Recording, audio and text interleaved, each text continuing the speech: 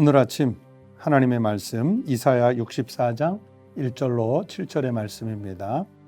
원하건대 주는 하늘을 가르고 강림하시고 주 앞에서 산들이 진동하기를 불이 섭을 사르며 불이 물을 끓임 같게 하사 주의 원수들이 주의 이름을 알게 하시며 이방 나라들로 주 앞에서 떨게 하옵소서. 주께서 강림하사 우리가 생각하지 못한 두려운 일을 행하시던 그때에 산들이 주 앞에서 진동하여 싸우니 주 외에는 자기를 앙망하는 자를 위하여 이런 일을 행한 신을 옛부터 들은 자도 없고 귀로 들은 자도 없고 눈으로 본 자도 없었나이다. 주께서 기쁘게 공의를 행하는 자와 주의 길에서 주를 기억하는 자를 선대하시거늘 우리가 범죄함으로 주께서 진노하셔 싸우며 이 현상이 이미 오래되어 싸우니 우리가 어찌 구원을 얻을 수 있으리이까. 무릇 우리는 다 부정한 자 같아서 우리의 의는 다 더러운 옷 같으며 우리는 다 잎사귀같이 시들므로 우리의 죄악이 바람같이 우리를 몰아가나이다. 주의 이름을 부르는 자가 없으며 스스로 분발하여 주를 붙잡는 자가 없사오니 이는 주께서 우리에게 얼굴을 숨기시며 우리의 죄악으로 말미암아 우리가 소멸되게 하셨음이니이다. 오늘 아침 우리에게 주신 하나님의 말씀입니다. 성도 여러분, 밤새 평안하셨습니까? 하나님께서 오늘 하루도 축복 가운데 강건하게 그리고 안전하게 여러분의 생활을 지키시기를 축원합니다. 그리고 함께 하나님의 말씀을 묵상하기 위해서 또 이 새벽 묵상에 동참해 주신 우리 사랑하는 성도들께 진심으로 감사를 드립니다.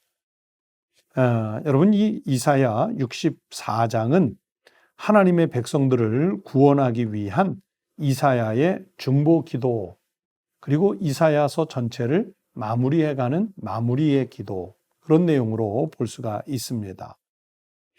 그런데 그 중에서 한 절반 정도인 1절부터 7절까지의 말씀을 읽었지만 우리 성도들은 매일 아침 성경 한 장을 다 꼭 읽어주시기를, 그날의 본문이 들어가 있는 말씀을 기억해서 빠지지 않고 꼭 읽어주시기를 다시 한번 부탁을 드립니다. 오늘 본문 1절부터 7절 중에서 먼저 1절부터 4절은 하나님께서 주를 앙망하는 자를 위하여 아주 두렵고 놀라운 권능을, 이적을 행할 권능을 가지셨다는 그런 내용의 말씀입니다.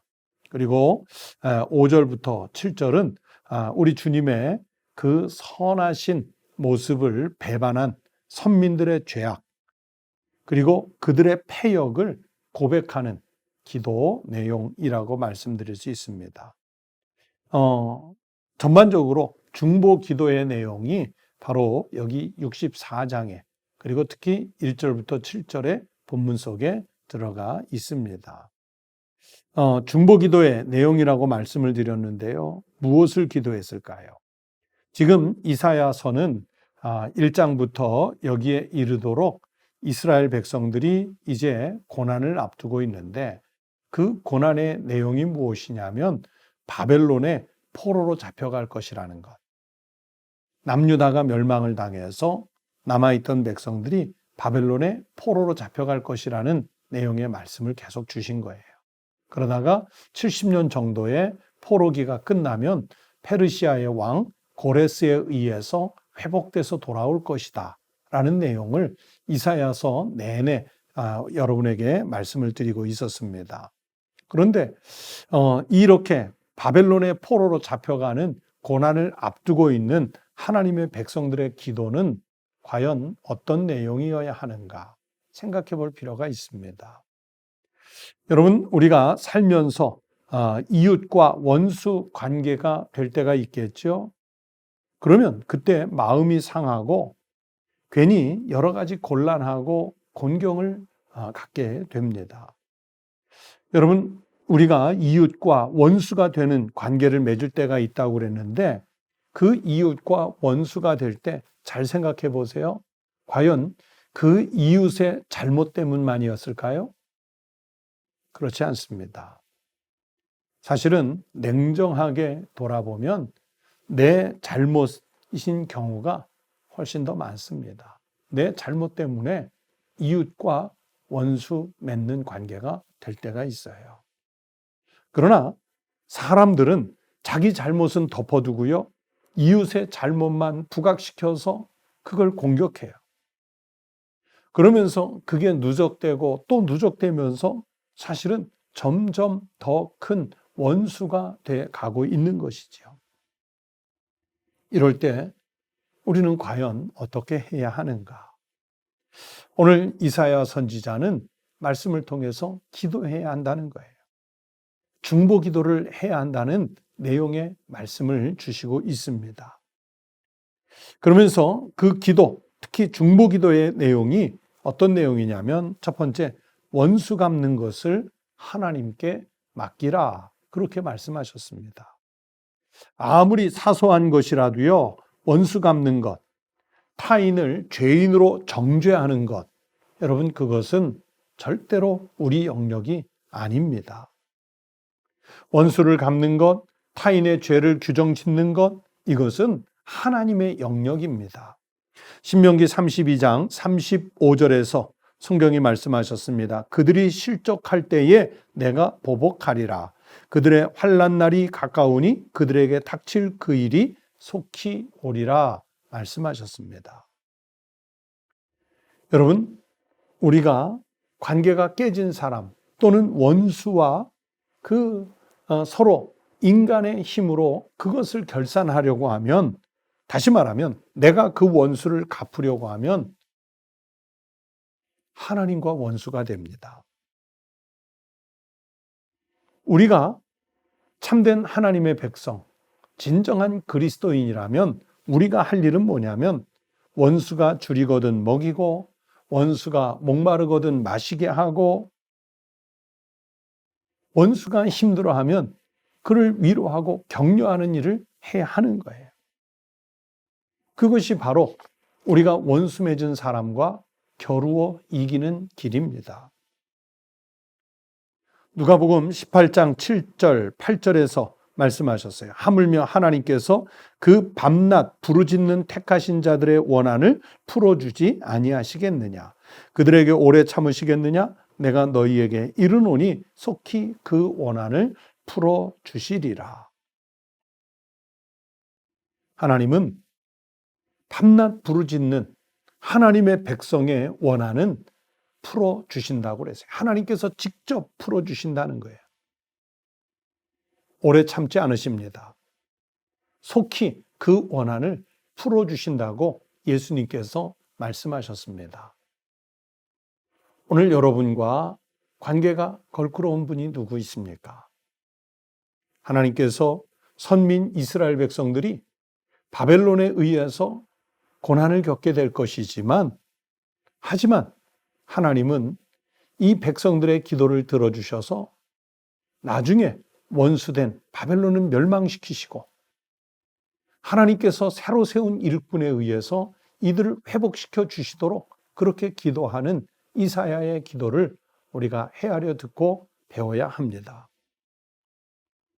여러분, 오늘 우리가 참 어려운 시대에 살지요. 전염병, 수해, 태풍, 사람들과 사람들 사이에 교제, 단절된 이런 상태에 우리가 살고 있습니다. 이럴 때 누구를 탓하고 원망하겠습니까? 정부를 탓하겠습니까? 정치인을 탓하겠습니까? 그 질병을 확산시키고 다니는 사람을 탓하겠습니까? 우리가 이 어려울 때는 누구에게 원망의 화살을 돌리기보다 하나님께 기도하시기 바랍니다. 물론 잘잘못의 경중을 가려 따져가며 책임을 물을 사람들도 분명히 있겠지만, 우리가 참된 하나님의 백성이라면 먼저 할 일은 이 어려운 때일수록 원망의 말은 그치고 하나님께 무릎 꿇어 기도해야 합니다. 그러면 하나님은 우리 부르짖는 자들의 그 원한을 풀어주시고 속히 풀어주시는 그 축복을 주실 줄로 믿습니다. 또 두 번째, 어려운 때 우리 기도의 중심은 하나님의 영광이 나타나야 합니다.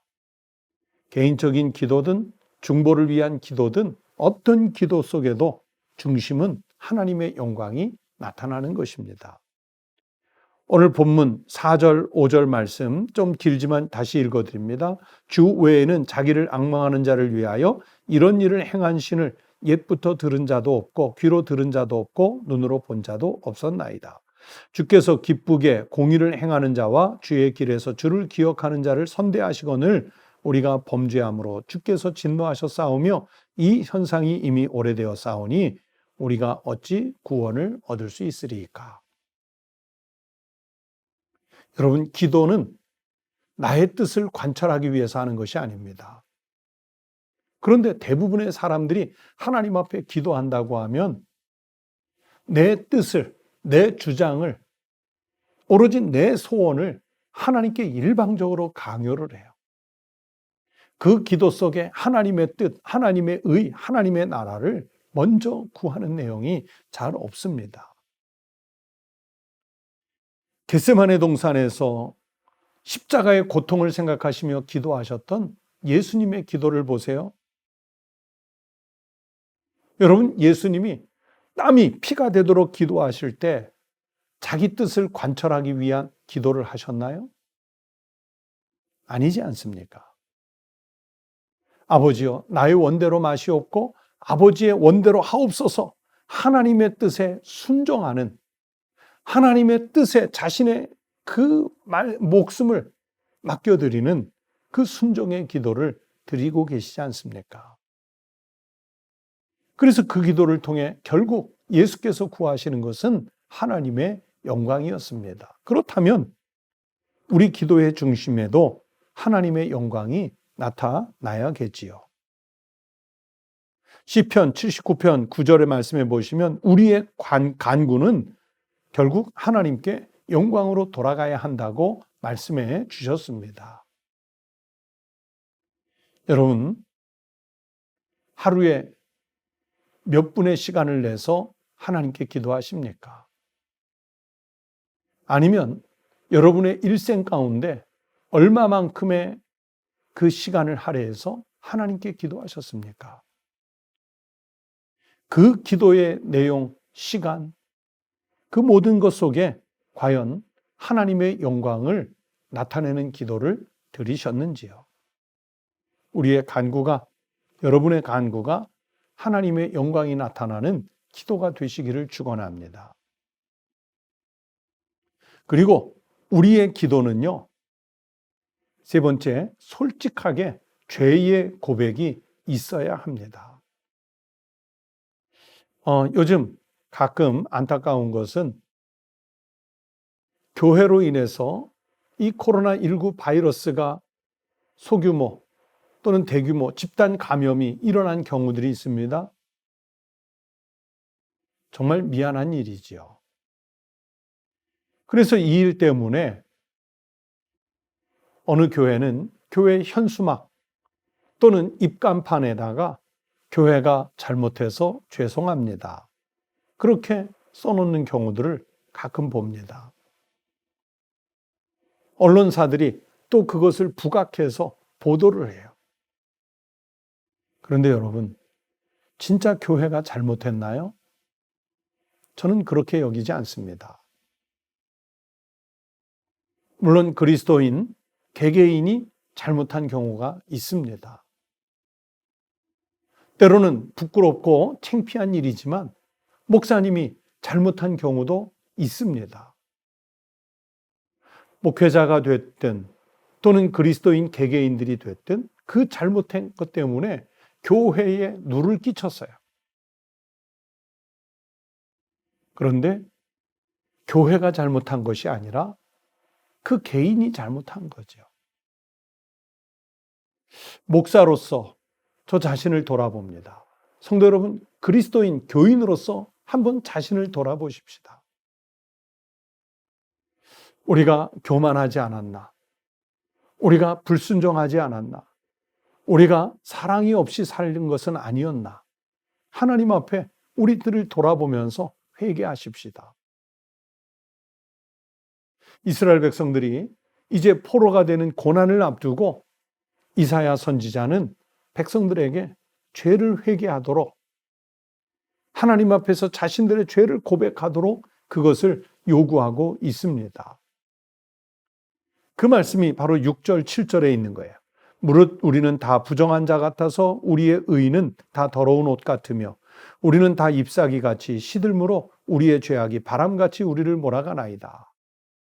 주의 이름을 부르는 자가 없으며 스스로 분발하여 주를 붙잡는 자가 없사오니 이는 주께서 우리에게 얼굴을 숨기시며 우리의 죄악으로 말미암아 우리가 소멸되게 하셨음이니이다. 자기 죄, 자기의 부정을 고백하라는 거예요. 여러분, 그것은 하나님 앞에 징계받아 죽는 길이 아니라 하나님의 백성이 살 길이 바로 죄의 고백에 있기 때문입니다. 그래서 예수님도 복음을 전하시는 첫 번째 사역으로 회개하라, 천국이 가까워졌느니라 말씀하셨던 거지요. 이 회개는 죽는 길이 아니라 사는 길입니다. 여러분, 우리 하나님의 백성들이 회개할 때 백성이 살고 나라가 살고 시대가 살고, 그렇게 해서 궁극적으로는 교회가 살아나는 역사가 일어날 수 있습니다. 하나님 앞에 회개하며 나아갈 수 있는 우리 믿음의 성도들이 되시기를 바랍니다. 비록 부끄럽고 창피하지만 하나님 앞에 진정 내놓고 기도하면 하나님께서 살려주실 줄로 믿습니다. 오늘 여러분의 기도는 어떤 기도입니까? 여러분의 마음을 아프게 했던 원수 갚는 일은 하나님께 맡기십시오. 그리고 우리의 기도를 통해 하나님께 영광을 나타내고 우리의 기도 속에 우리의 죄를 고백해서 사는 길을 찾는 믿음의 성도들이 꼭 되시기를 주의 이름으로 축복합니다. 기도하겠습니다. 하나님 아버지, 우리가 하나님의 백성으로 아버지 앞에 나와 기도하며 우리의 기도가 향기나는 연기되어 하나님의 보좌에 닿을 길을 열어주시니 감사합니다. 하지만 부끄럽게도 하나님 앞에 내 요구, 내 주장만 관철시키는 기도를 하려고 했던 것은 아닌지 돌아보게 하여 주시옵소서. 심지어 원수 갚는 일도 내 의지대로 하려고 했던 그런 참 미천한 종은 아니었는지 돌아보게 하여 주시옵소서. 하나님, 주님 앞에 나와 마음을 다해 뜻을 다해 무릎 꿇고 겸손하게 회개의 기도를 드림으로 나의 죄를 고백함으로 다시 살아나는 역사가 있게 하여 주시옵소서. 그리고 내 기도를 통해 그리스도인으로서의 나의 삶을 통해 온전히 하나님의 영광만 나타나게 하여 주시옵소서.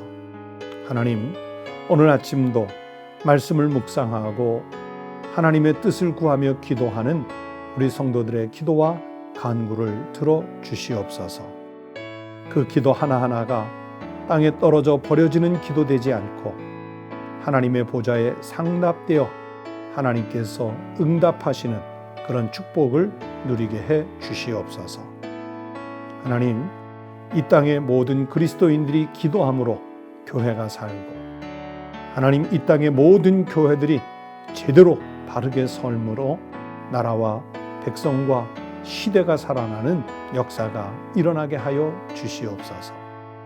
오늘 하루의 일과 속에서도 하나님께 영광을 돌리고 우리는 세상에서 빛과 소금된 삶을 살게 하여 주시옵소서. 하나님, 우리 성도들 아픈 이 하나 없게 하여 주시옵소서. 또 아픈 이들 그 아픈 곳에 주님의 손을 대어 주셔서 치료받고 일어서게 하여 주시옵소서.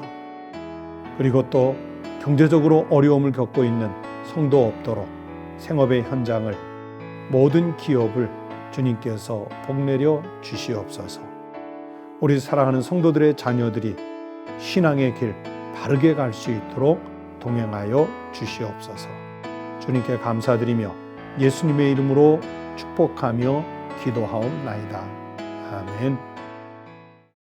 함께 기도하실 제목을 나누겠습니다. 첫 번째는 우리 교회의 모든 직분자들, 봉사자들이 지금은 우리가 마음껏 모여 봉사하고 예배하지 못하지만 그러나 어느 때든지 자기가 맡은 직분에 또는 봉사의 사명에 충성할 수 있도록 서로 중보기도해 주시기 바랍니다. 두 번째는 여러분의 가족을 위해 기도하시는데 가족들이 모두 다 건강하고 또 학업, 직장생활 등을 잘 감당할 수 있도록 기도하십시다. 그리고 세 번째는 우리 사회에 지금 겪고 있는 이 불안과 걱정이 빨리 사라지고 주님의 평안이 이 시대, 이 사회 속에 임하시도록 같이 기도해 주시기 바랍니다. 다 함께 기도하겠습니다.